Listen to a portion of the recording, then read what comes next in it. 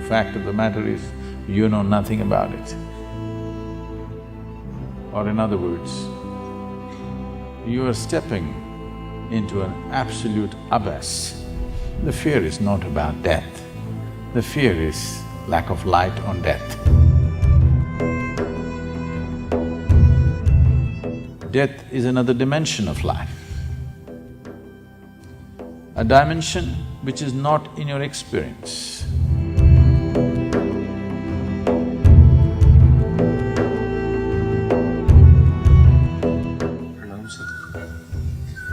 They say the fear of death is the mother of all fears.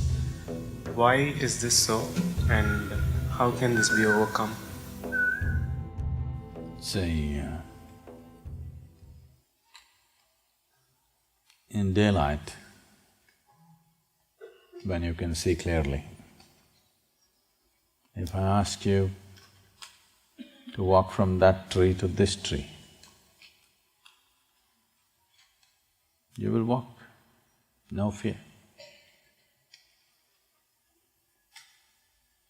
Late night, suppose we turn off all the lights and we're just one day off the new moon, so it'll be a dark night. If I ask you to walk from there to here, there may be fear. Why? Because you cannot see where your next step is. You don't know what you're stepping into. That's a fear. The fear is not about the night. The fear is about the lack of light.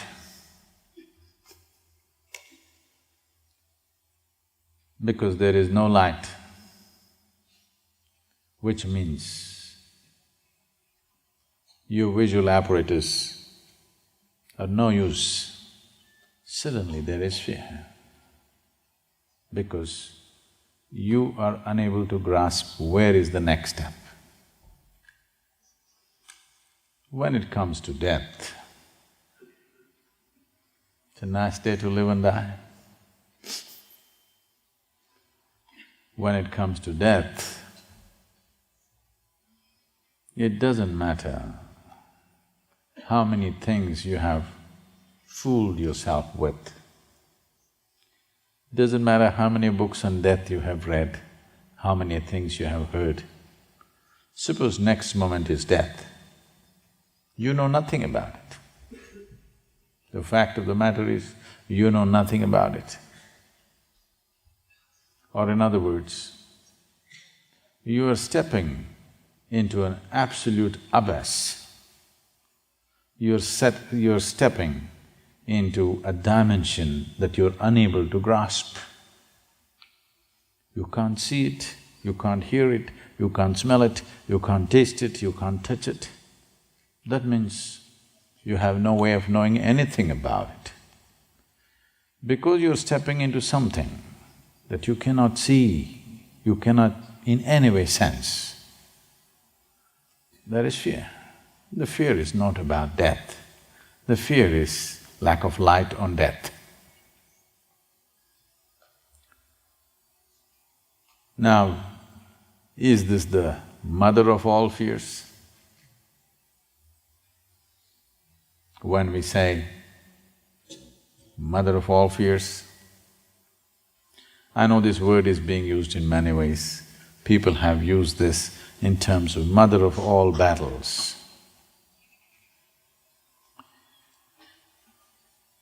It's a wrong usage in the sense, when we say something is a mother of all, that means we're talking about that something as a source of everything. Or to put it more bluntly, it is that which breeds everything else. So is death or the fear of death the mother of all fears? Does it breed every other fear?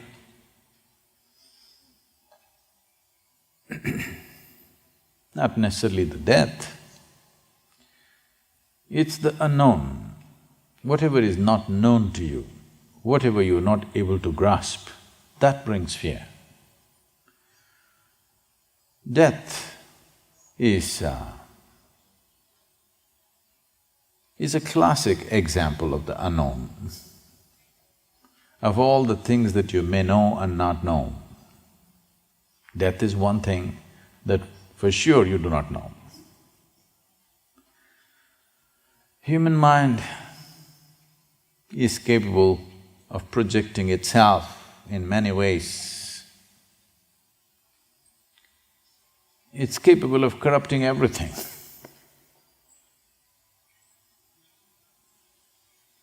But death has remained outside the realm and reach of human mind.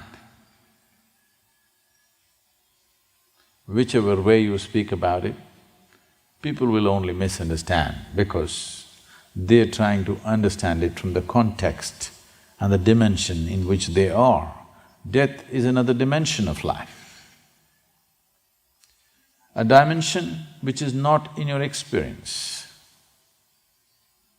If you try to understand,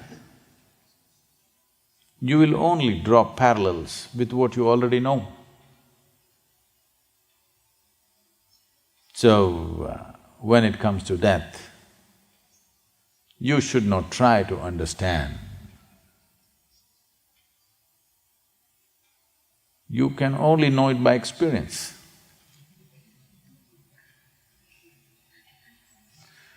And you're not ready for it.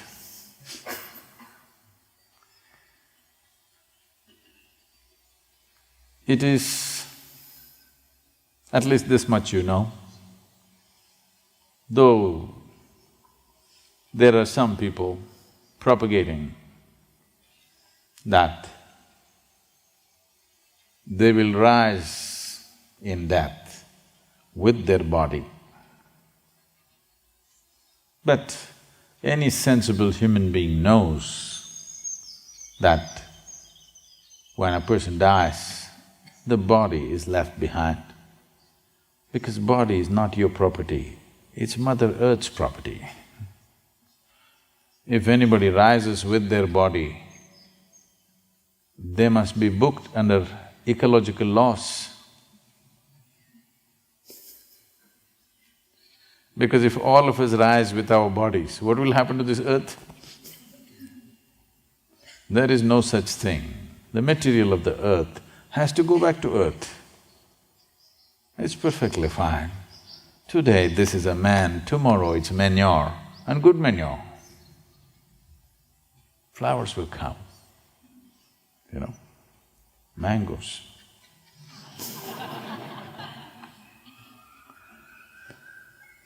And it's perfectly fine. At least when you're dead, you could turn sweet.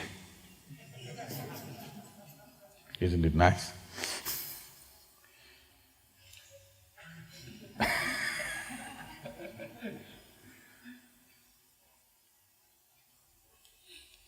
When man goes, he becomes a mango.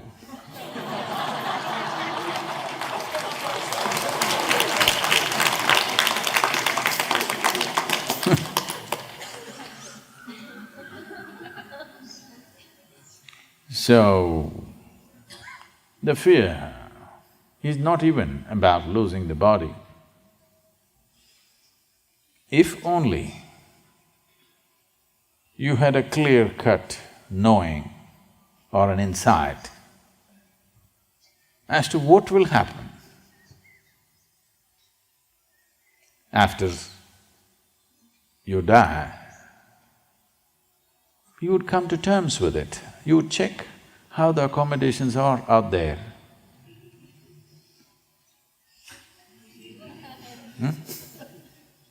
If it's a little better than here, you say, why not?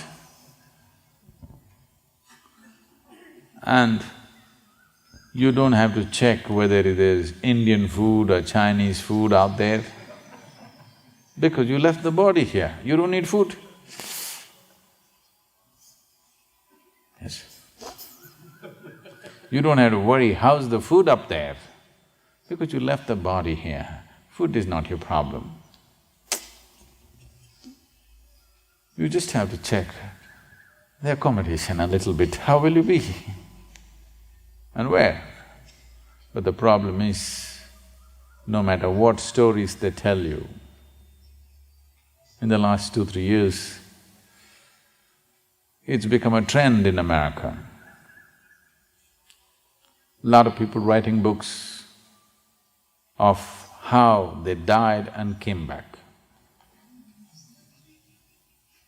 If they say my post-death experience, it'll be laughed at, so they're saying it's my near-death experience. Near-death is not death. Yes? All of us are near death right now. Yes or no? It can happen anytime. We're near death. Once you're alive, you're near death.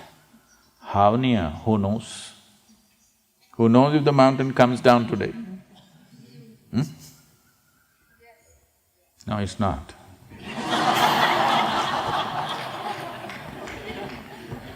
But no guarantee. There is no…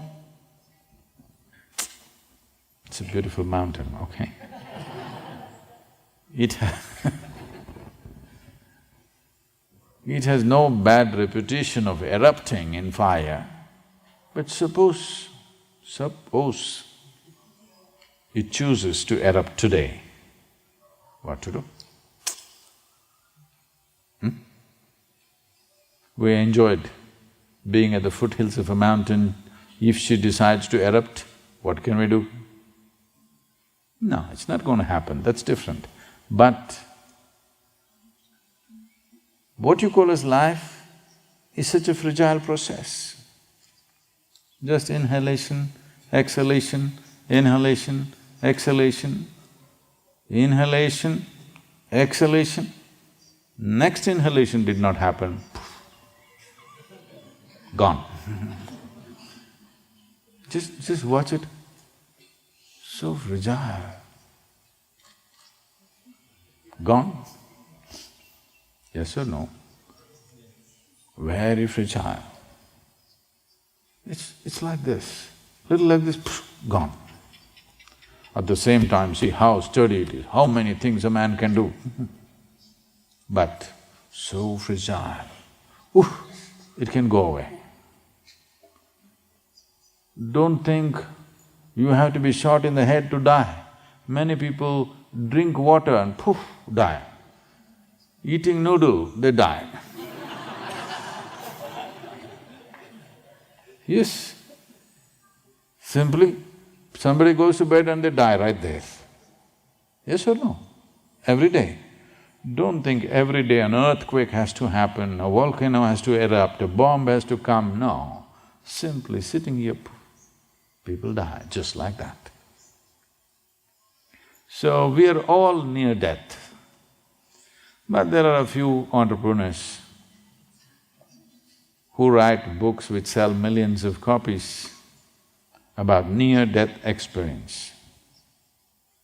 So, though all kinds of things have been written about it, next moment if you're going to die, you know nothing about it. When you think you're not going to die, you can make up all kinds of stories. Suppose you're going to die at the next moment. Stories won't stand, they will fall. So when all the stories that you believed in suddenly melted away, fear arises.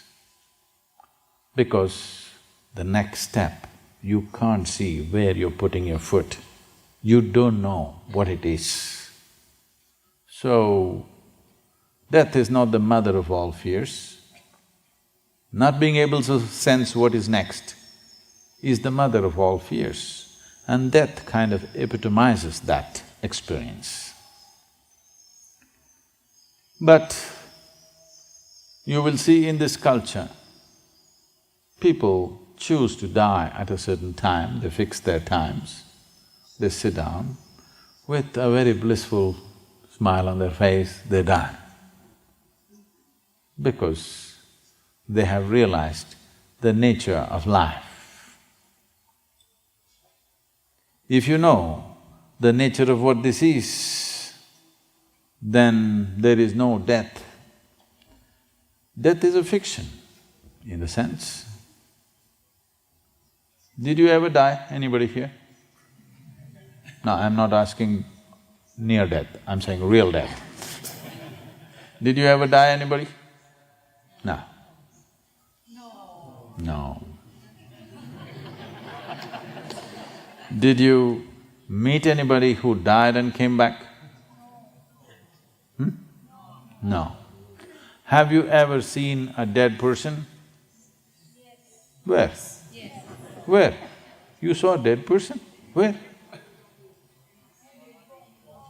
No, you've seen a dead body. Have you seen a dead person?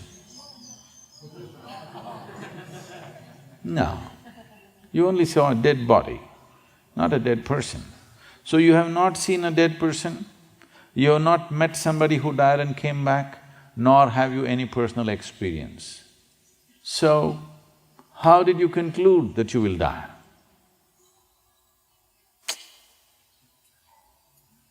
How did you conclude that you will die? This is why, when you're alive, you must look at the nature of this life. If you know what is the nature of this life, if you are living here thinking that you are this accumulated body, if you are deeply identified with the body, then death looks like a dead end. If you know something in your experience, not in your thoughts, in your experience you know something beyond the body, then a dimension beyond the body is not a scary one, not a fearful one, it's a welcome one in many ways.